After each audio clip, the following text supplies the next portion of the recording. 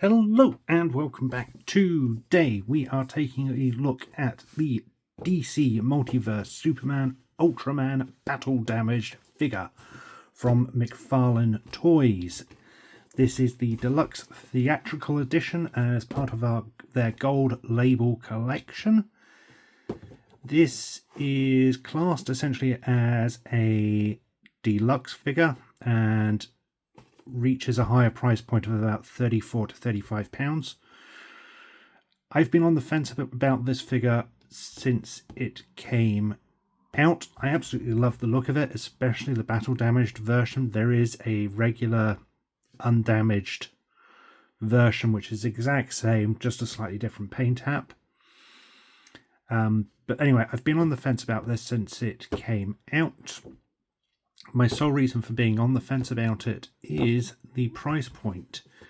To me, looking at it literally on the shelves, I've always felt that this was a standard figure hitting that deluxe figure price point.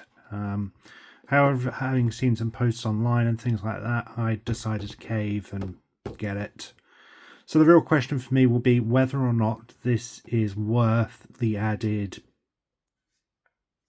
£8 to £10 over a standard Mcfarlane figure, especially given when the Superman deluxe figure in this line had Crypto, a cloth cape, 2 extra hands, 3 alternate head sculpt, and this just has 3 pairs of alternate hands.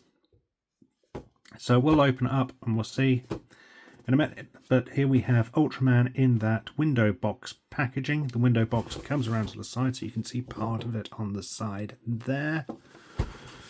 It's the standard DC Multiverse black packaging. It's got some embossed writing down the side with the gold label. Deluxe Theatrical Edition, DC Multiverse, Superman, Ultraman Battle Damaged. All of this is embossed. Which looks quite nice in the packaging. 22 points of articulation, Mcfarlane Toys. That's our side. The other side has David Cornsweat's image of Superman on some glossy embossed Superman. On the back is a artwork of Ultraman in flight. It's an unbattle damaged version, so I'm assuming this is the standard artwork for both Ultraman figures, but I'm not certain. On the bottom is our barcode and legal and things, so you can see I got this from HMV for £34. And as I said, I'm very much still on the fence of whether that is justifiable price for this figure. But we'll open up and find out if it's worth it or not. So it's taped in the standard places. Get this sliced open. This one doesn't want this. There we go.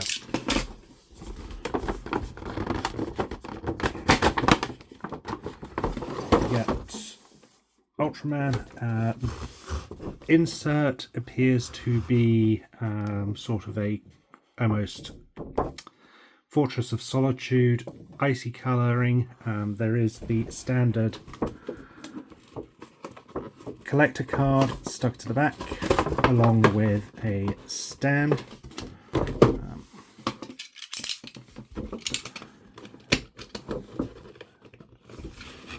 Immediately before I've even unpackaged this, one of my biggest complaints on this is that for the price point we still do not get one of those flight stands, which used to be included with pretty much all of the flying figures Mcfarlane did. And I certainly think immediately for the price point we're paying on this, a flight stand would not have hurt, especially since he's essentially posed in the packaging in a flight style pose. So that's a big gripe for me immediately, but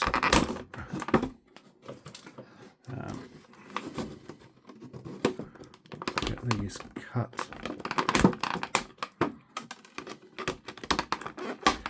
As always, I absolutely despise these plastic cable ties, but it is what it is.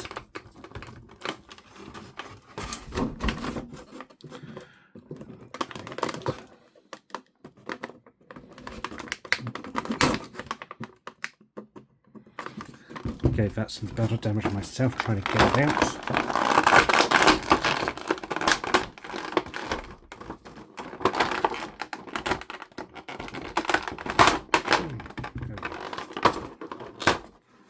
Okay, and we also get the alternate hands.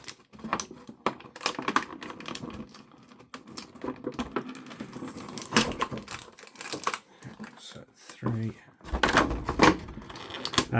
As I mentioned, I believe the unbattle damaged version, or the standard version, comes with the exact same hands. The literal only difference between the two figures is one has the battle damaged paint taps and the other doesn't.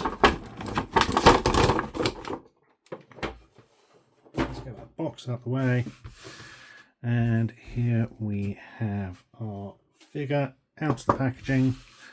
Put that to one side. We get the standard DC base, although this one has a silver coloured DC logo. Usually it's just a glossy black.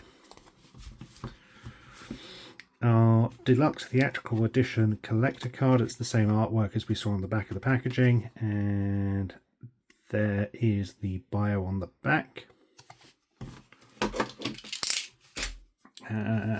Here we have Ultraman. Immediately my first thought is the joints are nice and tight, which is nice. You can feel the ratchets on those, so that's a nice plus. Let's just get him standing for a second, if he will. Let's just take a quick look at these alternate hands. So we've got a gripping hand, or sort of more of a reaching hand, shall I say, a gripping hand, and then we get a fist. The ones already attached to the figures are just sort of a palm opened hand.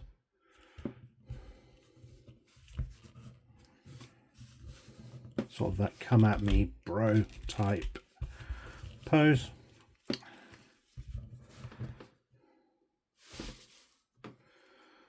The paint taps on the gloves aren't too bad. They have some nice weathering to them.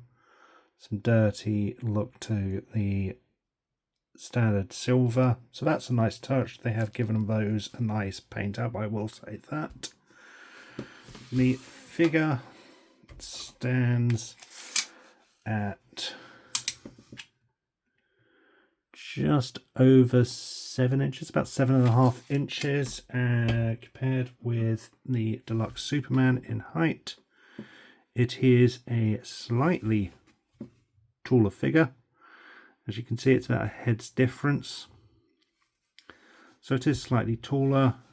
It feels heavier. It definitely feels a little more weighted than this figure. Not that this figure feels overly light or hollow in any way. So that's an immediate notice. Bringing him in for a closer look, you can see that the goggles are battle damaged and they have some nice little paint cracks on them. That's just a painted one. They're not actually molded in any way. I'm not even sure they're painted. I think they're actually just a printed decal pasted over. Looking at it, and you wouldn't notice it when it's on a shelf or anything like that, only staring at it really close, they sort of look ever so slightly misaligned with the actual goggles, which makes me think they're a printed decal which has been stuck over rather than any sort of real paint app. The undercoating is a nice dark purple with some darker colouring throughout, which gives some really nice contrast. Then we have some darker silver bits which look almost dirtied up, which is a nice touch.